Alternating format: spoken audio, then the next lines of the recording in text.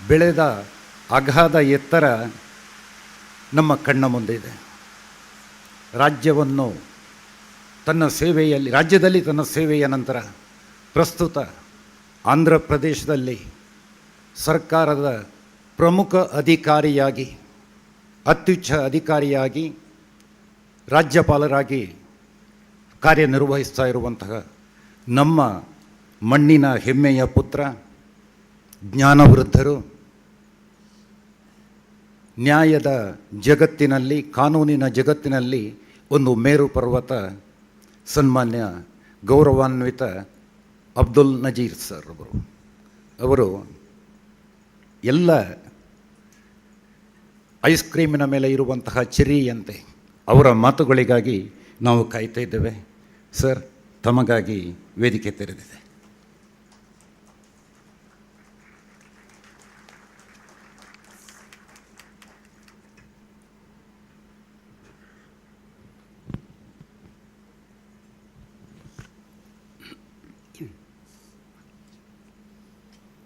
ಮಾತರೆಗಳ ನಮಸ್ಕಾರ.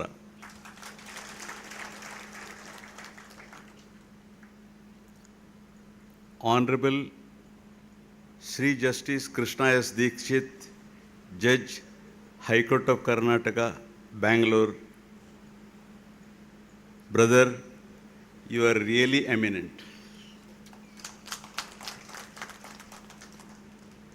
Professor Dr. C. Basavaraju, Vice Chancellor, Karnataka State Law University, Hubballi. Shri H.L. Vishal Raghu, Chairman, Karnataka State Bar Council, Bangalore. Shri M. Ravindra Joshi ji, Principal, District and Session Judge, Dakshina Kannada. President and members of Bhuvana Jyoti Education Trust. President and members of Governing Council, Bhuvana Jyoti Institute of Legal Studies. ಸಭೆಯಲ್ಲಿ ಆಸೀನರಾಗಿರತಕ್ಕಂತಹ ಮಾಜಿ ಮಂತ್ರಿಗಳಾದ ಶ್ರೀ ಅಭಯಣ್ಣನವರೇ, ನನ್ನ ಗುರುಗಳಾದ Bahubali ಪ್ರಸಾದರವರೇ, ಸ್ನೇಹಿತರಾದ ಪಂಡಿತರೇ, MS ಕೋಟ್ಯಾನ್ರೇ, Darshan ರವರೇ, doctor Mohan Alva ಅವರೇ, ಇಲ್ಲಿ ಸೇರಿರತಕ್ಕಂತಹ ಎಲ್ಲ ವಿದ್ಯಾರ್ಥಿಗಳೇ, ಶಿಕ್ಷಕರೇ, ಬಂಧುಗಳೇ,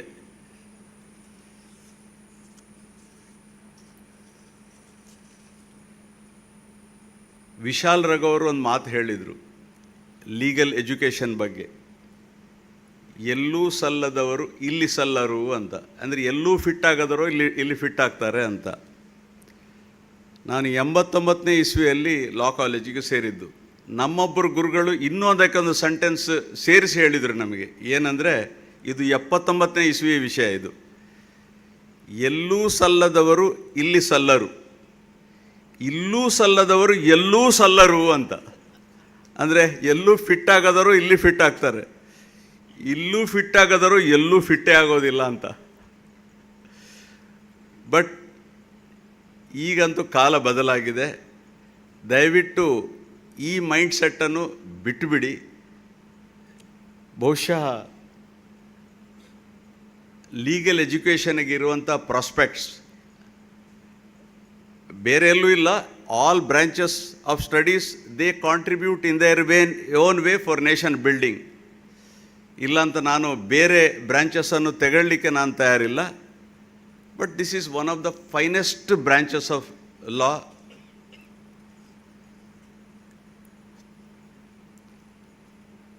ಒಂದು ಚಿಕ್ಕ ಘಟನೆ ಹೇಳ್ತೇನೆ ನಾನು. ಒಂದು ಸಾರಿ ನಾನು ಫ್ಲೈಟಲ್ಲಿ ಬರ್ತಾಯಿದ್ದೆ, ಹಲವು ವರ್ಷದ ಹಿಂದೆ. ನನ್ನ ಪಕ್ಕಕ್ಕೆ ಒಬ್ಬರು ಕೂತಿದ್ರು. ಹೀಗೆ ಮಾತಾಡ್ತಾ ಅವ್ರು ಹೇಳಿದರು, ಅವರು ಮಣಿಪಾಲ್ ಇನ್ಸ್ಟಿಟ್ಯೂಟಲ್ಲಿ ಮಣಿಪಾಲ್ ಕಾಲೇಜ್ ಇರಬೇಕನ್ನು, ಅದರಲ್ಲಿ ಪ್ರೊಫೆಸರ್ ಅಂತ ಹೇಳಿದರು. ಹೀಗೆ ಮಾತಾಡ್ತಾ ನಾನು ರಾತ್ರಿ ಆಗ್ತದಲ್ಲ, ಹೇಗೆ ಹೋಗ್ತೀರಿ ಸರ್ ಅಂತ ಹೇಳಿದಾಗ, ಇಲ್ಲ ನಾನು ಮಣಿಪಾಲ ತನಕ ಹೋಗ್ತೇನೆ, ನಮ್ಮ ಮನೆ ಎದುರುಗಡೆ ಒಂದು ಸರ್ಕಲ್ ಇದೆ, ರಾತ್ರಿ ಹೊತ್ತು ಇರ್ತದೆ, ಆದರೂ ನಾನು ಅಲ್ಲಿ ಟ್ರಾಫಿಕ್ ಏನಿರೋದಿಲ್ಲ ರಾತ್ರಿ ಹೊತ್ತು. This is long back. ಆದರೂ ನಾನು ಸರ್ಕಲನ್ನು ರೌಂಡ್ ಹಾಕಿ ಹೋಗ್ತೇನೆ ಅಂತ. ಅಂದರೆ ಐ ಕ್ಯಾನ್ ಗೋ ಸ್ಟ್ರೈಟ್, ಯಾರು ಇರೋದಿಲ್ಲ, ಯಾರು ನೋಡೋರಿಲ್ಲ, ಪೊಲೀಸ್ನವರಿಲ್ಲ, ಯಾರೂ ಇರೋದಿಲ್ಲ. Still I take a round from left to right ಹೋಗಿ ಕ್ರಾಸ್ ಮಾಡಿ ಹೋಗ್ತೇನೆ ಅಂತ. ಅದಕ್ಕೆ ನಾನು ಅವರಿಗೆ ಹೀಗೆ ಆಸಕ್ತಿಯಿಂದ ಕೇಳಿದೆ, ಯಾರು ನೋಡೋದಿಲ್ಲಲ್ಲ, ಸ್ವಲ್ಪ ಬೇಗ ಮನೆಗೆ ಹೋಗ್ಬೋದಲ್ಲ ಅಂತ. ಆಗ ಅವರು ನನಗೆ ತುಂಬ ಒಳ್ಳೆಯ ಮಾತು ಹೇಳಿದರು, sir, I enjoy to be on a right side of law always ಅಂತ. ಯಾರು ನೋಡಲಿ ನೋಡದೇ ಇರಲಿ, but I enjoy to be on the right side of law ಅಂತ.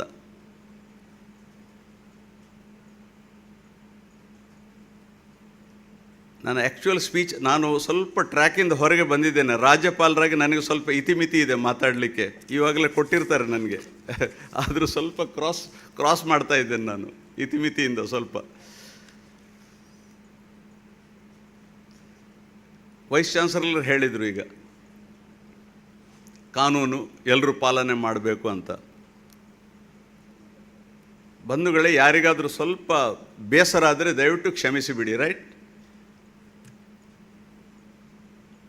ಇಲ್ಲಿ ಹೆಚ್ಚಿನವರು ವಕೀಲರು ಇದ್ದಾರೆ, ನ್ಯಾಯಾಧೀಶರುಗಳಿದ್ದಾರೆ, ನ್ಯಾಯಮೂರ್ತಿಗಳಿದ್ದಾರೆ. ಕಾನೂನು ಪಾಲನೆ ನಮ್ಮ ಮನೆಯಿಂದ ಫಸ್ಟಿಗೆ ಸ್ಟಾರ್ಟ್ ಆಗಬೇಕು. ನಮ್ಮ ಮನೆಯಲ್ಲಿ ನಾವು ಕಾನೂನನ್ನು ಅನುಸರಿಸಬೇಕು ಫಸ್ಟಿಗೆ. ಬಾಕಿಯವರಿಗೆ ಬುದ್ಧಿ ಹೇಳೋದು, ಕೋರ್ಟಲ್ಲಿ ದೊಡ್ಡ ದೊಡ್ಡ ಆರ್ಗ್ಯುಮೆಂಟ್ ಮಾಡೋದಲ್ಲ.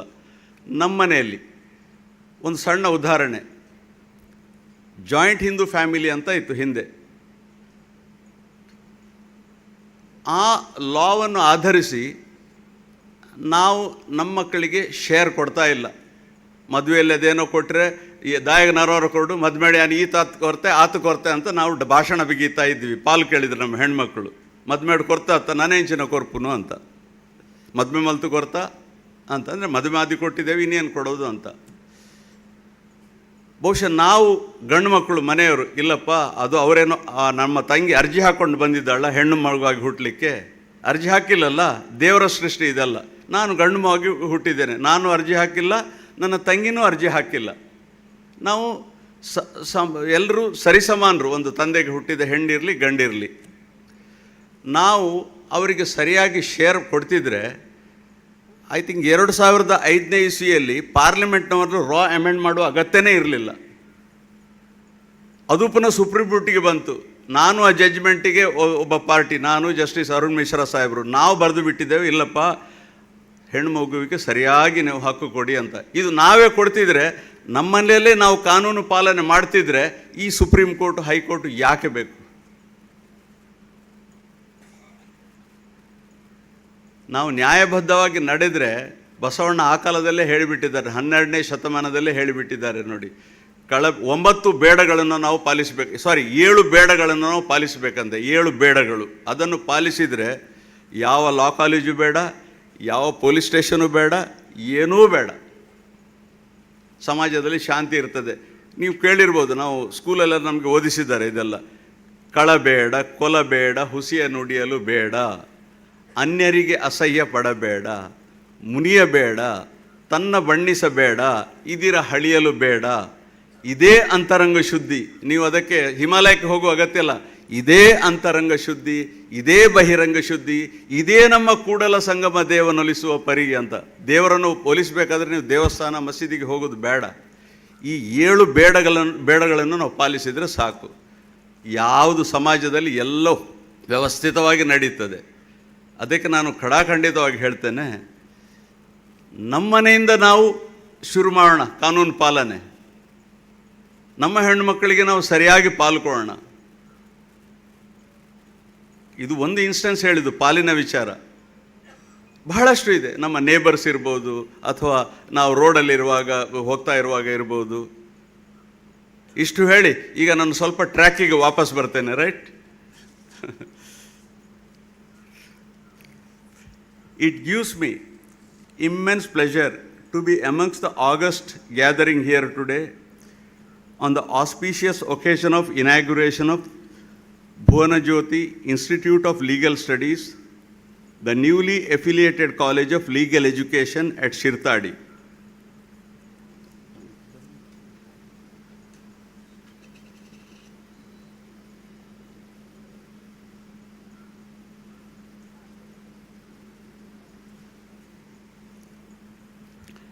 At the outset, I congratulate the students of Bhuvanajyoti Institute of Legal Studies, Shirtadi, for choosing legal studies and legal profession as their future career. After completion of your studies, you will be entering into the profession of law, which is the only profession known as noble profession for over centuries. The legal profession is often considered the bedrock of justice, as it upholds fairness and justice in the society. I hope you will agree with me when I say that the legal profession is a natural fit for aspiring politicians as well. Because as lawyers, you know how to persuade and interact with people from all walks of life, understand law, improve your skills at public speaking, develop analytical skills in law. You should all be proud of the fact that in some instances, lawyers were at the forefront of their country's independence movements, including our own Mahatma Gandhi ji, Lee Kuan Yew of Singapore, and others. Top world leaders like Abraham Lincoln, Franklin Roosevelt. I think the students are here, you have to listen to me carefully. Whether there are any students here? All right. Top world leaders like Abraham Lincoln, Franklin Roosevelt, Barack Obama, Nelson Mandela, Margaret Thatcher, Dr. B.R. Ambedkar, the architect of Indian Constitution, are among the most respected world leaders who had a background in law. Out of the 46 presidents of the United States, 27 of them worked as lawyers. It is a general perception that no occupation supplies a greater proportion of leaders than law. However, please bear in mind that law schools do not teach you leadership skills. However, the focus of legal education and the legal practice reinforce the value of interpersonal skills and ethical commitment, which are the stepping stones for successful leadership. The legal profession is not static, and continuous learning is essential for legal professionals to sustain high standards in their professional careers. The gift of education is best described in the following Sanskrit Subhashita. Na chaura haryam, na cha raja haryam, na bhatra bhajyam, na cha bharakari, vyaya krite vardhata eva nityam, vidyadhanam sarvadana pradhanam. Meaning, it cannot be stolen by thieves, nor can it be taken away by kings. It cannot be divided amongst brothers, and it does not cause a load on your shoulders. If spent, it indeed always keeps growing. The wealth of knowledge is the most superior wealth of all. ಇವಾಗಲೇ ಹೇಳಿದರು ಕೃಷ್ಣ ದೀಕ್ಷಿತ್ ಸಾಹೇಬರು, ನಹಿ ಜ್ಞಾನೇನ ಸದೃಶಂ, ಜ್ಞಾನಕ್ಕೆ ಮಿಗಿಲಾದದ್ದು ಬೇರೆ ಯಾವುದೂ ಇಲ್ಲ. Now let us take a look at what the future holds for legal profession. As the world continues to undergo rapid technological advancements, the legal profession cannot be left far behind. Emerging new technologies like artificial intelligence and machine learning will have greater impact on the way legal profession is conducted and legal services are delivered. These new technologies are expected to help young lawyers in improving their skills in time management, legal writing, communication, and interaction with clients, case analysis, as well as overall increase in productivity and efficiency of legal professionals.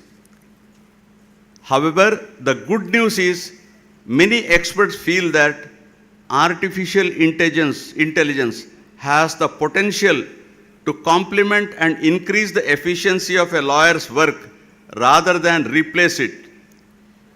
So you do not worry about losing your jobs to artificial intelligence, because the role of lawyers involves complex decision making, interpretation of laws, acts and rules, arguments in courts, etc. Some of these human-centric skills cannot be easily replicated by technology. ನಮ್ಮ ದೇಶದಲ್ಲಿ 5 ಕೋಟಿ cases pending ಇದೆ ಅಂತೆ. ಈಗ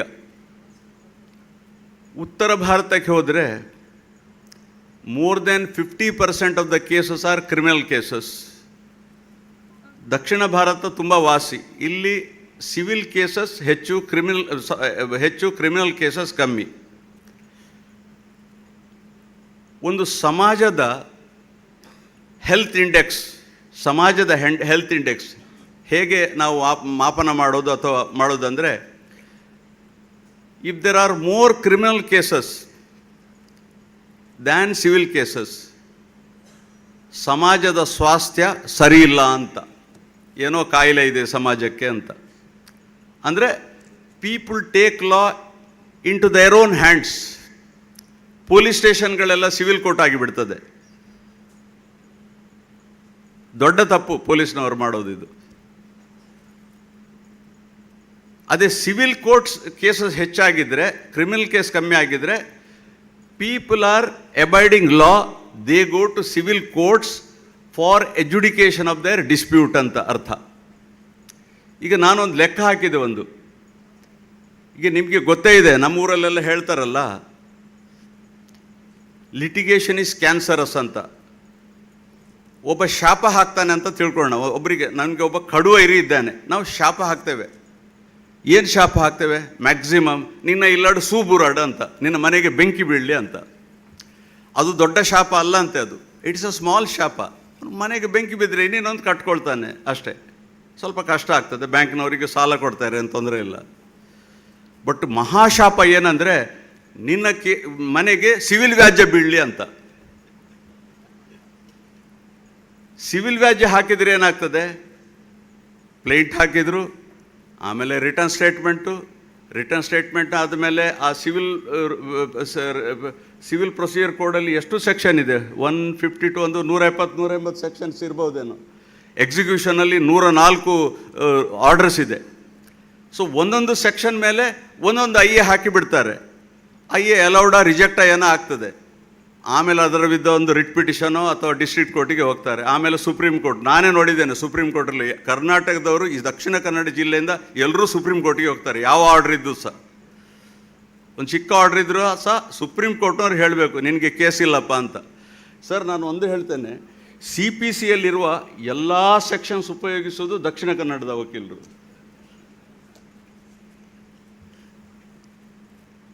ಆಮೇಲೆ civil suit decide ಆಗ್ತದೆ one way are the other. ಅದರ ವಿರುದ್ಧ ಎಪೀಲು. ನಾನು ಕೆಲವು ಸಾರಿ ತಪ್ಪಾಗಿ ಬಿಡ್ತದೆ ಹೇಳಿ, ಕೆಲವರು ರಿಮಾಂಡ್ ಮಾಡ್ತಾರೆ ಸ್ಟ್ಯಾಟಿಸ್ಟಿಕಲ್ ಪರ್ಪಸ್ಸಿಗೋಸ್ಕರ. ಅದರ ವಿರುದ್ಧ ಸೆಕೆಂಡ್ ಎಪೀಲು. ಆಮೇಲೆ ಎಸ್ ಎಲ್ ಪಿ ಅಡ್ಮಿಟ್ ಆದರೆ ಒಂದು 10-15 ವರ್ಷ ಅಲ್ಲಾಡೋದಿಲ್ಲ ಆಮೇಲೆ ಅದು. ಆ್ಯಂಡ್ ವಿತ್ 5 crore ಕೇಸಸ್, ಈಗ ಒಂದು ಸಿಂಪಲ್ ಕ್ರಿಮಿನಲ್ ಕೇಸ್, ಒಂದು ಅಸಾಲ್ಟ್ ಕೇಸ್ ಅಥವಾ ಏನೋ, ಒಂದು 3-4-5 ಜನ ಅದರಲ್ಲಿ ಇದಿರ್ತಾರೆ, ಅಕ್ಯೂಸ್ಡ್ ಇರ್ತಾರೆ, ಒಂದು 7-8 ಜನ ವಿಟ್ನೆಸಸ್ ಇರ್ತಾರೆ. ಸೊ ಒಂದು ಕ್ರಿಮಿನಲ್ ಕೇಸ್ ಅಂದರೆ ಒಂದು 10 ಜನ ಎಫೆಕ್ಟ್ ಆಗ್ತದೆ. ಒಂದು civil case partition suit, especially ನಮ್ಮ ದಕ್ಷಿಣ ಕನ್ನಡದಲ್ಲಿ ಅಳಿಯ ಸಂತಾನದಲ್ಲಿ ಬೇರೆ ಒಂದು 100 ಜನ ಇರ್ತಾರೆ, ಪ್ಲೈಂಟಿಫು ಡಿಫೆಂಡೆಂಟ್ ಎಲ್ಲ ಸೇರಿಬಿಟ್ಟು. ಕೆಲವರು ಅಮೇರಿಕಾದಲ್ಲಿ, ಕೆಲವರು ಜರ್ಮನಿಯಲ್ಲೆಲ್ಲ ಇರ್ತಾರೆ. ಅಂದರೆ ಒಂದು 5 ಕೋಟಿ ಕೇಸ್ ಅಂದರೆ 5 ಕೋಟಿ ಮನೆಗೆ ಕ್ಯಾನ್ಸರ್ ರೋಗ ತಗಲಿದ ಹಾಗೆ. ಯಾರು ಉದ್ಧಾರ ಆಗೋದಿಲ್ಲ. 20 ಕೋಟಿ ಜನಕ್ಕೆ ಎಫೆಕ್ಟ್ ಆಗ್ತದೆ. ಒಂದೊಂದು ಆನ್ ಆನ್ ಎವರೇಜ್ ಒಂದೊಂದು 10 ಜನ ಸೇರಿಸಿದರೆ ಎಷ್ಟು ಜನ ಆಗ್ತದೆ? ಒಂದು 10-20 ಕೋಟಿ.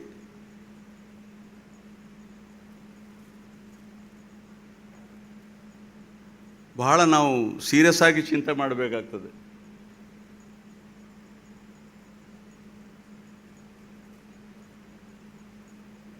Unless some drastic amendments are made,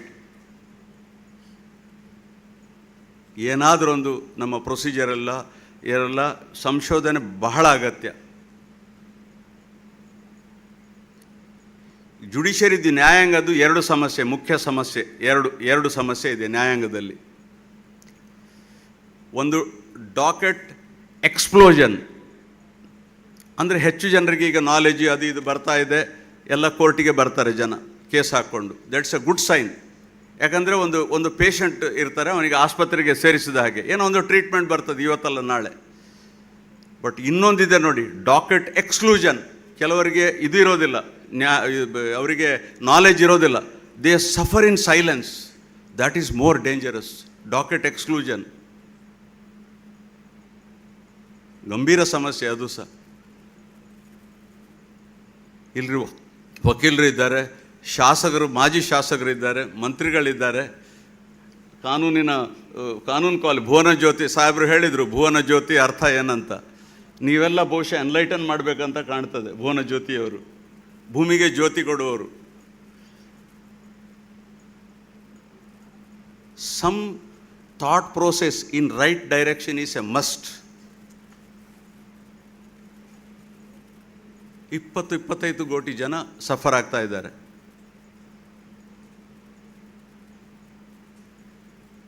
%70 ಜೈಲಿನಲ್ಲಿ ಇರೋದು ಅಂಡರ್ ಟ್ರಯಲ್ಸ್. ಯಾಕಿರಬೇಕು 70% ಜೈಲಲ್ಲಿ? Because cases are not disposed of, they are all under trials. And ನಾವು ಬೇಲ್ ಕೊಡೋಕೆ ತುಂಬ ಕಂಜೂಸಿ ಮಾಡ್ತೇವೆ sir, with due respect. See, till the accused is convicted, presumption of law is innocence. He is innocent. And if you are putting in jail, you are putting an innocent man in jail. After ಕೆಲವು ಕೇಸಲ್ಲಿ ನಾವು ಒಳಗೆ ಇಡಲೇಬೇಕಾಗ್ತದೆ. ಅದಕ್ಕೆ ಒಂದು ಇದಿದೆ, ಅದಕ್ಕೆ ಒಂದು ರೀತಿ ನೀತಿ ಇದೆ. ಎಗೈನ್ ನಾನು ಸ್ವಲ್ಪ ಡಿವೇಟ್ ಆಗಿದೆ ನನ್ನ ಸ್ಪೀಚಿಂದ. Many times, legal practice involves ethical and moral decision making and reach conclusions that go beyond strict interpretation of laws, considering the broader impact on society, fairness, and justice. Also, lawyers are trained to adapt to constantly evolving changes in laws and regulations and apply knowledge to unique situations. Hence, legal technology and automation can assist lawyers by streamlining specific tasks, improve efficiency, enhance legal research, support the work of lawyers, but cannot replace them. Legal profession is constantly evolving, and it is necessary to adapt to changes from introduction of computers in the court work, use of internet, social media, and remote court hearings. With emerging technologies, lawyers can access vast amounts of legal data in a short period with greater accuracy. Technology has become an integral part of the legal profession. Automation saves time and reduces the risk of human error. At the same time, it is not sophisticated enough to replace lawyers, as only human lawyers can provide legal expertise and application of law. Being a lawyer is a huge responsibility. You need to know the case, circumstances, facts, confidential information, earn trust of the client. It is important to remember about proper communication with the client who comes to the lawyer and shares his case. Being a professional lawyer, you are expected to be a man of impeccable character, a high level of culture, and above all, respecting the ethical values of legal profession. The primary responsibility of a lawyer is to defend his client in court. The fulfillment of this task requires an appropriate attitude. An advocate should constantly follow three principles in his work: professional secrecy, because that is a privileged communication; professional diligence; and loyalty to the client. The legal profession is rooted in the principles of justice, fairness, and the rule of law. This esteemed profession is not solely defined by legal expertise. It is equally important to adhere to ethical standards. Legal ethics represents a set of rules and principles that guide the conduct and behavior of lawyer in their practice of law. These ethical standards encompass a wide range of areas, from preserving client confidentiality to maintaining honesty and integrity in all legal proceedings. They serve as the moral compass for lawyers, ensuring that they navigate the complex landscape of legal profession with utmost integrity and responsibility. Justice is the cornerstone of any civilized society, and legal professionals, including lawyers and judges, are entrusted with a sacred duty of preserving justice. They must ensure that the scales of justice remain balanced and that every individual receives a fair treatment under the law. Legal professionals are guardians of individual rights. They must ensure that everyone is entitled to a fair trial, due process, and protest against discrimination.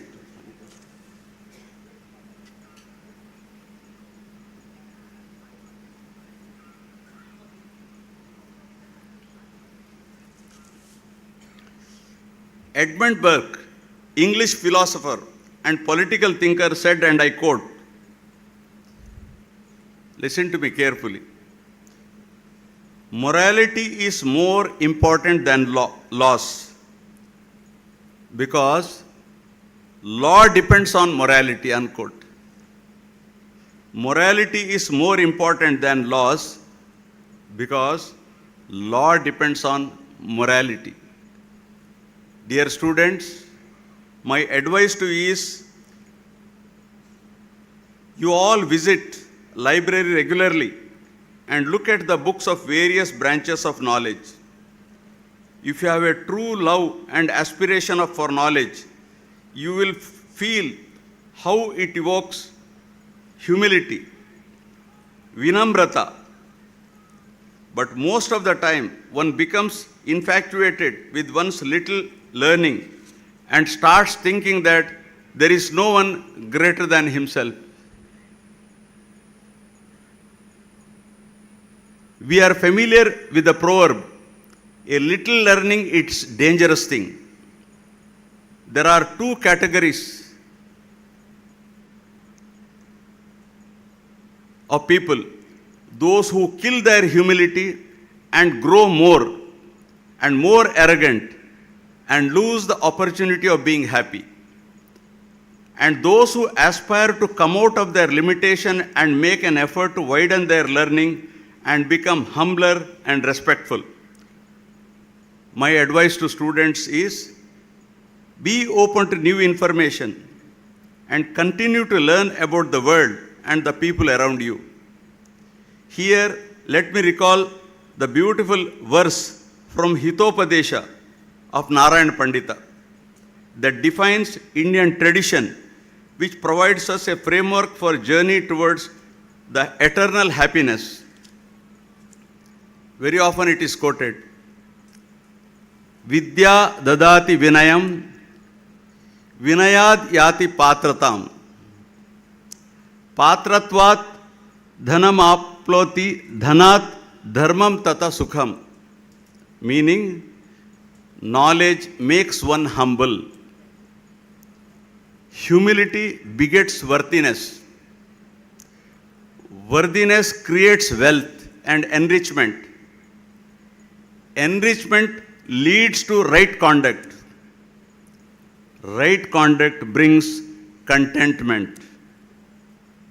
I thank the organizers for having given me this opportunity to participate in this auspicious program here today. Thank you all. Jai Hind.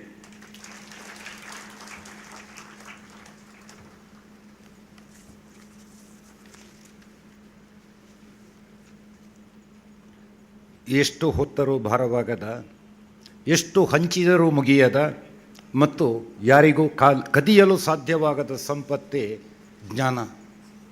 ಅದನ್ನು ಜೊತೆಗೆ you have also thrown much light on the responsibilities of lawyers as well as the budding lawyers, there is the law students. Thank you, sir, for your fabulous words. Ladies and gentlemen, we are at the fag end of the stage program. Now I request